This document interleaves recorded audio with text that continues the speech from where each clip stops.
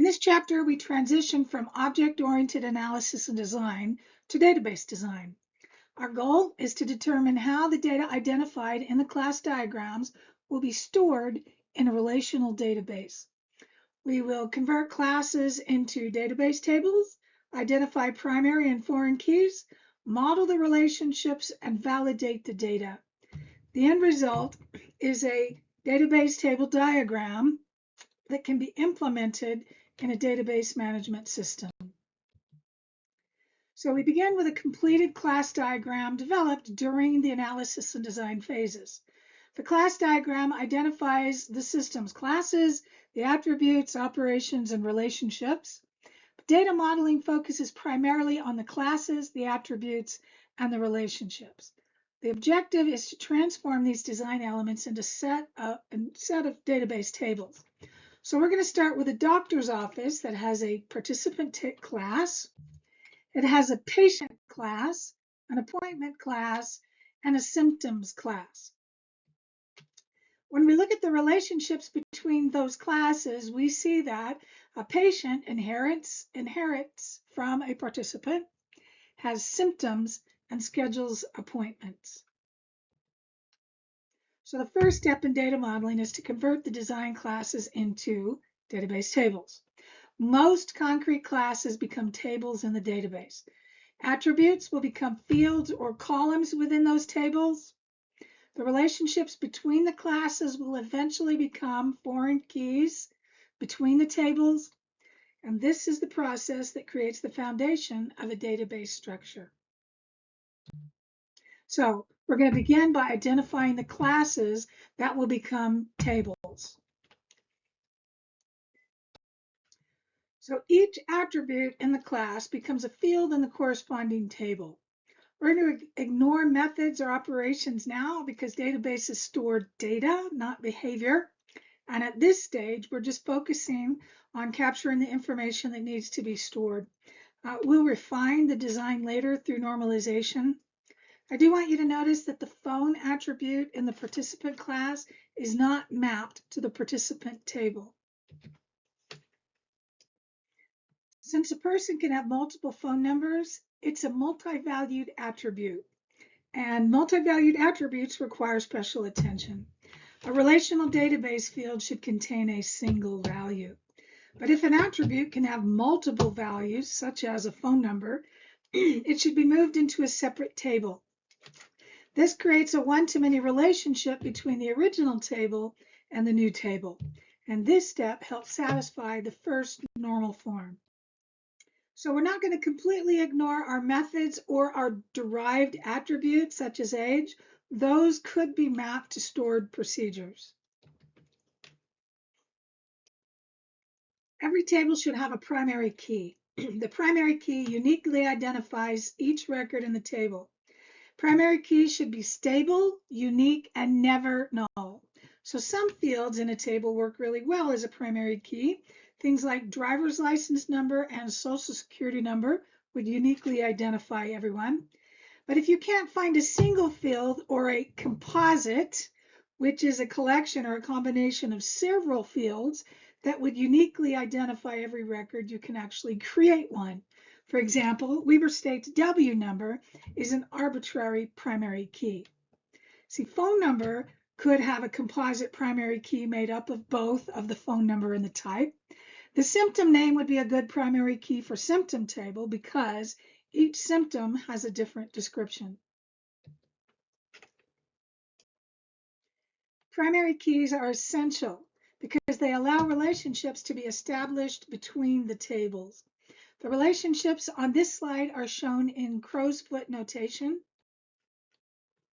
Crow's foot notation is used to represent cardinality and optionality. We use vertical lines to represent 1, circles that represent 0 or optional participation, and the crow's foot to represent many. You read the notation one end at a time to determine how many instances of one object can be associated with another. Understanding crow's foot notation is critical to correctly modeling database relationships. So let's look at the inheritance relationship. In a parent-child relationship, the child gets its own table, and the child uses the parent's primary key as its primary key, as well as a foreign key. So a foreign key is just a field in one table that references the primary key of another table. This creates and enforces the relationship between the tables.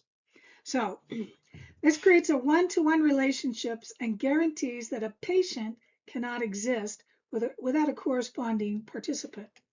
If there were multiple children, each child table uses the same parent primary key as its own primary and foreign keys. So inheritance is one instance of a one-to-one relationship. Other one-to-one relationships occur when a record in one table is associated with at most one record in another table. In this example, a patient has a medical record.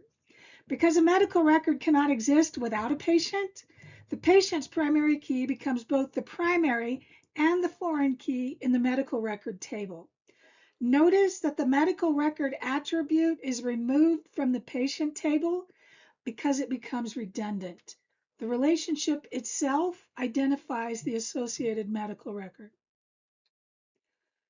This is a one-to-many relationships, and they are the most common types of relationships found in database systems. In this example, a single patient can have many appointments, but each appointment belongs to only one patient. To implement this kind of relationship, we use the primary key from the one table as a foreign key in the many table. So the patient table has the primary key. The appointment table has its own primary key, as well as a foreign key from the patient table.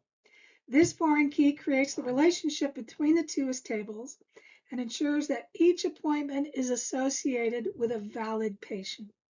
The same applies to the one-to-many relationship between participant and phone numbers.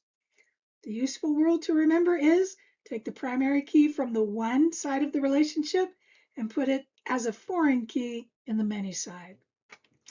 So this design allows a patient to have any number of appointments and a participant to have any number of phone numbers without duplicating information. So this one-to-many relationship is called a recursive relationship because the table relates to itself. In this example, a patient may be associated with another patient who is the primary insurance holder. As with other one-to-many relationships, you take the primary key from the one side and you place it as a foreign key in the many side. The foreign key still goes on the many side. The difference is that both the primary and foreign keys are coming from the same table. So recursive relationships are common when representing hierarchies or parent-child structures. A many-to-many relationship occurs when many records in one table are associated with many records in another table. So in this example, from an elementary school, there's a parent table and a child table. One parent can have many children, and one child can have many parents. Relational databases can't directly implement many-to-many relations. So to resolve this, you create an associative or a relation table. This relation table contains the foreign keys from both of the tables. Each combination represents a single association between the two entities. So in this guardian table, there are 4 records or 4 rows. You can see that the first 2 rows indicate that there is one parent who has 2 children. The first and the third row would indicate that there is one child who has 2 parents. So this conversion transforms a many-to-many relationship into 2 separate one-to-many relationships. So back to our patient table, we're going to replace the many-to-many relationship between patient and symptom with a relation table that has one-to-many relations with each patient and symptom. And once the table and the relationships have all been created, the design has to be validated. And normalization helps eliminate redundancy and update any anomalies. So we review the tables for repeating groups, multi-valued attributes, and any unnecessary duplication of data. We ensure that each attribute depends on the key, the whole key, and nothing but the key. Creating sample data is also an effective way to validate the tables because we can test whether the design can accurately represent realistic business scenarios. If you cannot easily create realistic sample data without awkward workarounds, the design probably has a flaw. So I'm going to put in real life fake data in each one of my tables. You need 2 or 3 different records in each one of the tables, and we're going to help validate the tables and their attributes, the primary and the foreign keys, cardinalities, optionality, and finally normalization. So this is a list of the steps to convert classes to database tables. Data modeling bridges that gap between software design and database implementation. The class diagram provides the foundation, while the database table diagram provides the structure for storing information.